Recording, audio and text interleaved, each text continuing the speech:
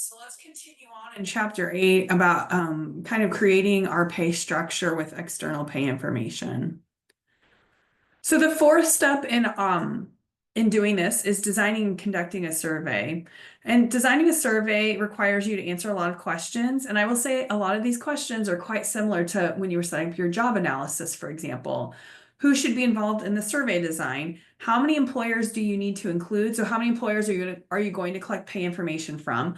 I will say the book notes that when you have a national survey, it's usually 100 or plus employers that you're getting information from. So this isn't just a handful often, it's often lots and lots of different employers that you're getting information from.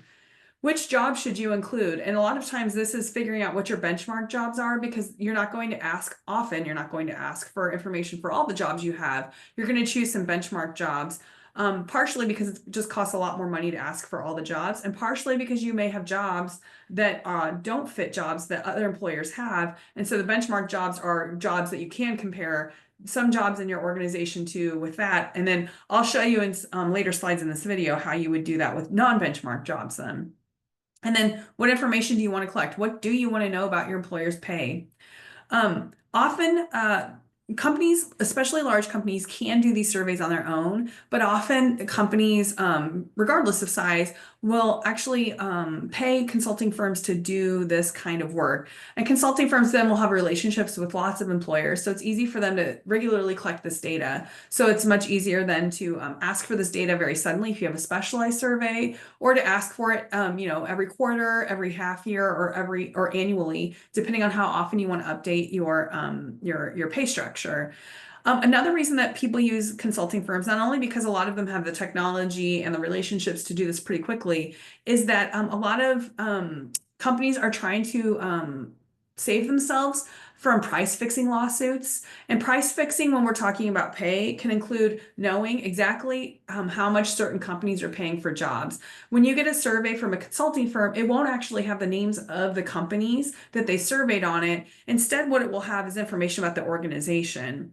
I'll show you in another slide what that kind of information is. So you get some sense of what the kinds of organizations are that the data is coming from in case you want to pick out certain kinds of organizations to compare your pay structure to. So how do you figure out which jobs to include in your survey?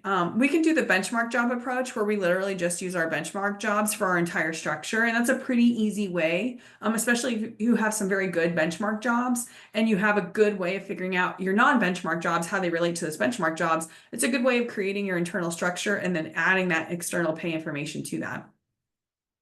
If you have a non-job-based structure, so something like a skills-based structure, you might have to do something like the low-high approach. And the low-high approach will have you pull the skills from those benchmark jobs or create generic job descriptions that include those skills, and then use the market data for those either generic job descriptions or the jobs that have skills that are similar to the ones that are in your benchmark jobs. You'll use that market data to fill in your structure. So what happens here then is you might have certain skills, for example, and you see that they're across some different kinds of jobs in your external pay survey. And so then you're taking the lowest and highest paid benchmark jobs with those relevant skills because they're not going to have the same job titles if you're using a skills-based system. And then you use those as your anchors or for your ranges for people who have those skills in your company. And that will make a lot more sense, I think, in the next video when we show pay ranges and broad banding and that sort of thing. The third way that you can do is what is called benchmark conversion or survey leveling. And essentially what you do is you take your internal job structure, which will include, especially the job-based structure, you'll have points for each job. And then you are simply putting that structure onto the external survey data that you're getting. And that then tells you how those different jobs in that external survey match up with the jobs in your organization based on the evaluation points you've given for each job. This does disregard a little bit the structure that other companies might have for these jobs. So if in your company, job A is always paid more than job B, but generally other employers are paying job B more than job A, it's going to ignore that because it's putting your structure on that information. But this might be something that you have to do because a lot of the benchmark jobs you have, there's either not good data for, there's not good equivalencies for with other employers, or you have non-benchmark jobs that just don't equate very well to those benchmark jobs. And so you have to do something else with those.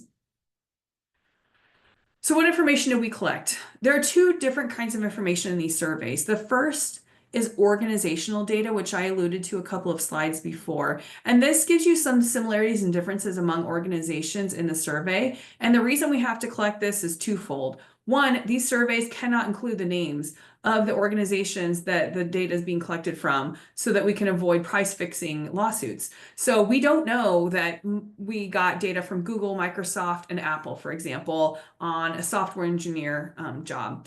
But what the consulting company or whoever creates that survey can do is provide you some information about the different organizations, like revenue, for example, or turnover or something. And you can use that to either try to identify similar organizations to your own. So if you're a very large organization, you might only compare your jobs to other large organizations and ignore what smaller organizations are doing, especially because larger organizations often can pay more for jobs than smaller organizations can. Or if you have a specialized survey, maybe you're having some high turnover, you might want to isolate or group those organizations that had high turnover, like you're having, for example, or maybe you're not even having high turnover. You could do this without having high turnover, and then group those with lower turnover together, and then just do the analysis on those companies that have lower turnover, or actually compare the analysis to that group with those who have high turnover and see if there's some difference in their pay structures or how much they're paying for these benchmark jobs that might explain a little bit about the turnover rates that are happening in these different companies. That could give you a clue about what's going on in the market, but also could help you if you're having a turnover issue, lower your turnover by changing your pay structure. And then for the jobs that you've requested, you'll get total compensation data to assess what competitors' pay packages are like. So this will include things like base pay, so the salary or the hourly wage that people are getting, your total cash, which will include that base pay, any profit sharing that those companies have, and then bonuses, especially because in some industries, your base pay is only a small, some percentage of your pay, and some things like profit sharing bonuses become a larger part of your pay. And then you'll also get total compensation, which will include total cash plus benefits, which tells you then how much people are paying total for their labor costs, and also perquisites. Perquisites are like benefits that, or what we call perks. You've probably heard of perks.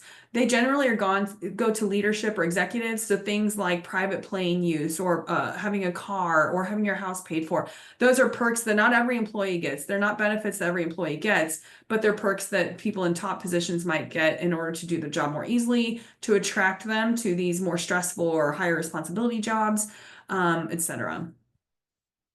So fifth, we want to interpret our survey results and construct a market line.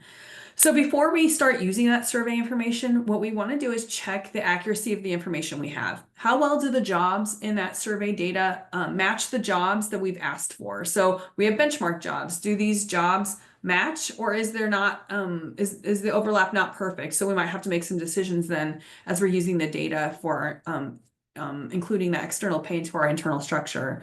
We might want to check for some anomalies, and I've listed a few anomalies here. Do you have a company that dominates in this data? That if that company dominates, you might not need all the other companies' data, because if they're dominating, that means they're kind of setting the pay for a lot of different jobs, or at least for the job that you're looking at in your industry. Are all employers showing similar patterns, or are there some employers that are paying more for job A than B, and other employers that are paying a lot more for job B than job A? That can tell you something about what's going on in that market, and maybe things are changing at that moment, and that can give you some idea of how you make decisions then using that data. And then you want to look for any outliers. Are there extreme data points that maybe you don't want to include when you're analyzing this data? Maybe you have a company that's paying someone really, really high, and you may not know the reason that person's being paid high, but because it's so different from the rest of the market, it's not very useful data for you. And it could also be that person's being paid a very high rate for something that doesn't really match anything in your internal structure. So a really good example, and this might show up, here's a really good example here. We have a frequency distribution here. You might see on the very, very right, there's this point at the $160,000 mark for this job. And there's like one person getting paid that much. We might want to exclude that data point, because that data point might have to do with something like this person's highly skilled, or they're near retirement, so they've had a lot of years of experience. It could also be the job they're doing isn't just engineering one, but in that company, they also have some kind of management position. And so they get paid a lot more than someone else who is an engineer one in other companies. We also want to age our data, and I'll show you in a couple of slides what that looks like and how you do that to match kind of your external pay policy. And then you want to consider the nature of the organizations, as I already mentioned in the last slide. So we can use a lot of different statistics to analyze survey data. I'll show you a regression because that's what the market pay line is in a minute. But this chart right here is a frequency distribution. It shows you how often different companies paid a certain amount for engineer one is the job here. And you can see there's a lot of data here. There's 585 companies or engineer one positions that are included here. You can also take a central tendency, which is a mean. And a mean would be averaging, like using this chart to just find the average. What's the kind of average pay for this particular job? You can also use what we call a weighted mean. A weighted mean would consider things like how large the organizations are or how many positions they have of that particular position. And the reason that you might want to use a weighted mean more than a mean is that larger companies often can pay more, and larger companies will also have, if we went by the number of positions they have, they're going to influence the market much more because, for example, in engineer one, if you have a small firm, they might only have one or two people in that position. But if you have a larger firm, they might have 50 or 100 people in engineer one. Well, I think I would want to know what the company with a 50 or 100 different positions, what they're paying, because they're just going to influence the market rate for that pay much more than those smaller companies that only have one or two positions. You can also use variation where you're looking at how different the pay rates are across companies. And this can be really helpful if you're going to use like quartiles or percentiles as part of your external pay policy. So you might have some positions, for example, where you want to be in the top quartile for pay. Well, knowing what that variation looks like will help you for that position figure out that pay. You can also have other positions where you only want to be like at the 50th percentile for pay, in which case you need to know like where that kind of mean is or the middle point in that data is. And so that's where variation can be really helpful. So let's talk about aging data because this is really important to your external pay policy. So you can have a lot of different policies. So one policy could be that you lag the market. You might lag the market in pay because you actually provide other benefits to employees that are attractive. So you might have things like work-life balance. You provide a lot of flexibility to your employees, or you let them work remotely. There might be something else that's not pay that you're actually providing that attracts certain kinds of employees. And so you don't have to be on the top of the pay scale in order to attract those employees. You could also have what we call a lag lead policy, and that's what I just described in the last slide, where some jobs you lag, and then other jobs you might lead, and that might be because there's more competition for certain kinds of jobs in the market, and so you want to lead your competitors on pay in order to get the best people for those jobs. You can also just have a leading pay policy where you want to lead the market generally in terms of pay because it attracts a lot of employees when they see that you pay a lot more than other employers. And that might just be your external pay policy. So how do you age your data then to reflect those policies?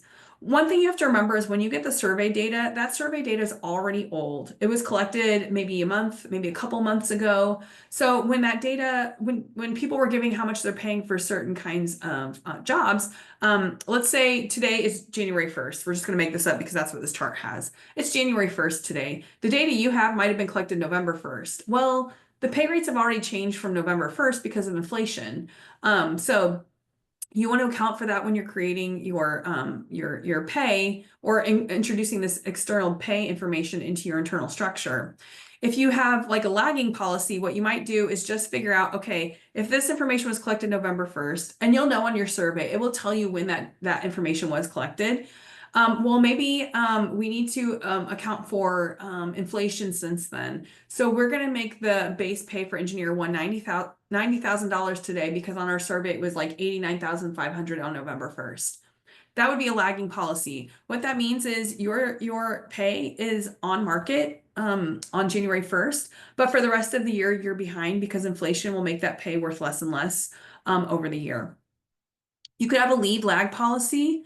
And here, what happens is at some point during the year, you might do another survey to find out, okay, now what is the pay? And then you adjust the pay for the date that you are adjusting it. So maybe it's July 1st. That's off in the very middle of the year. Maybe you just got pay survey information and that information comes from around April 1st, the month of April. Well, you're going to increase the pay for the inflation that would have happened in those 2 months since that information was collected, so that July 1st, you now have new pay rates.